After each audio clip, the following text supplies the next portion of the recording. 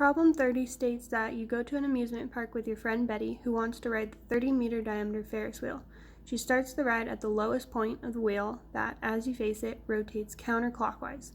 What is her displacement vector when the wheel has rotated it by an angle of 60 degrees? They want us to give our answer as magnitude and direction. So, you can start off by calculating the radius as half the diameter, so 15 meters. And we know that our initial is going to be at the bottom of the Ferris wheel here. It's going to rotate counterclockwise 60 degrees, end up at our final. So in order to calculate the displacement vector, we have to calculate what our initial is and what our final position is. So our initial position we know is negative 15 meters j hat, because it's down 15 meters on the y-axis. To calculate our final, we are going to use this equation here.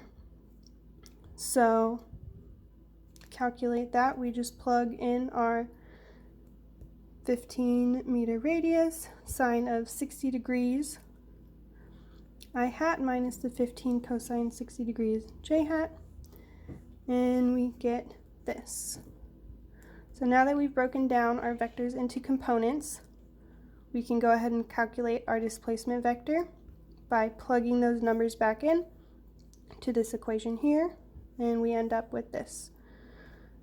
So now to find the magnitude of our displacement vector, we want to square root the x squared and the y squared. So this plus that squared.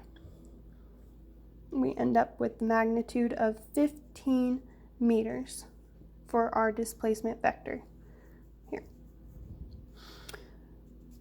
As far as the direction of the displacement vector, we need to calculate what this angle is here. So just plug in theta equals inverse tangent of y over x. We know our y over x, so we just plug that in and we end up with theta equals 30 degrees. And as far as the context for this problem, reinforces the learning goal of being able to fully decompose a vector into its components